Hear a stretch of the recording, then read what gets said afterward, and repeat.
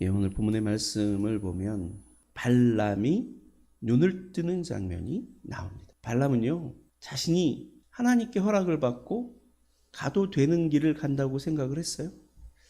그래서 아무런 문제가 없다고 생각하고 정말 자신감 있게 즐겁게 그 길을 걷고 있었던 것이죠. 근데 그렇게 즐겁게 기쁘게 가고 있는데 자기가 타고 가는 나귀가 문제를 일으킨 것이죠. 갑자기 길에서 벗어나 밭으로 들어가더니 거기서 또 좁은 길로 들어가서는 담에다가 자기 발을 눌러서 발을 아프게 만들고, 그리고는 또 납작 엎드려서는 한 걸음도 나가지 않는 이런 모습을 보면서 발람은 화가 나서 채찍으로 때리고 나중에는 지팡이로 때리고 정말 가혹하게 나귀를 나무라고 했죠. 나귀가 문제인 줄 알았어요. 나귀가 왜 그랬습니까?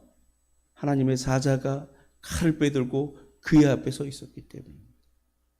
그들의 길을 가로막고 서 있었기 때문입니다. 나귀는 그것을 보았고 발람은 그것을 보지 못했습니다. 모든 사람들이 존경하는 영적인 사람, 선지자가 나귀가 보는 그걸 보지 못하는 거예요. 자기는 하나님과 소통하고 사람들이 알 수 없는 것을 알 수 있다고 얘기했는데 정작 나귀가 보는 그것을 보지 못하는 거죠.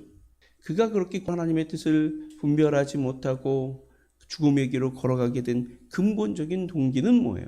욕심에 치우쳤기 때문입니다. 그리고 지나치게 자기 확신에 빠져 있었기 때문입니다. 그렇게 욕심에 치우치고 자기 확신에 빠지면요, 보아야 될 게 보이지 않는 거예요. 항상 하나님 중심적인 사고가 아니라 나 중심적인 사고를 하면 이렇게 오류에 빠지게 되고 잘못된 길에 서게 됩니다. 친했던 자매가 어느 날 갑자기 유부남과 눈이 맞았어요. 그리고는 그 유부남과 결혼하겠다 그러는 거예요. 뭐 이런 황당한 경우가 없잖아요. 그래서 가서 설득을 합니다. 그러니까 그 자매가 이런 얘기를 해요. 여기 하나님의 뜻이 있을지도 모르잖아요. 하나님께서 나를 통해서 그 사람을 전도하는 게 하나님의 뜻인지 누가 알겠어요? 나 그냥 그렇게 살게 내버려 두세요. 뭐 이런 얘기예요. 정말 하나님의 뜻이 거기 있는지 몰라서 그런 얘기를 할까요? 그래서 제가 그 자매한테 그런 얘기했어요. 야, 도둑질하는 게 하나님 뜻이냐? 하나님의 뜻이 아닌 게 명확한 것들이 있다. 네가 유부남과 사귀고 그 가정을 깨트리는 게 하나님의 뜻이겠냐?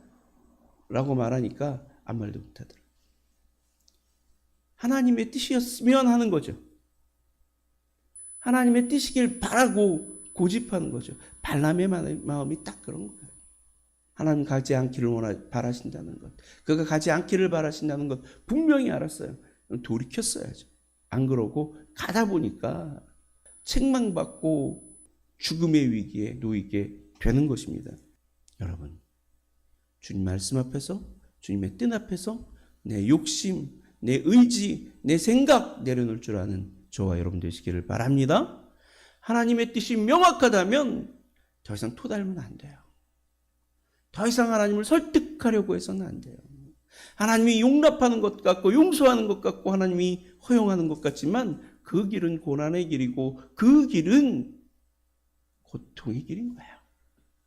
하나님이 막으셨다면 하나님이 우리에게 최선의 것을 허락하신 줄로 믿고 포기하는 용기가, 은혜가 있어야 될 줄로 믿습니다.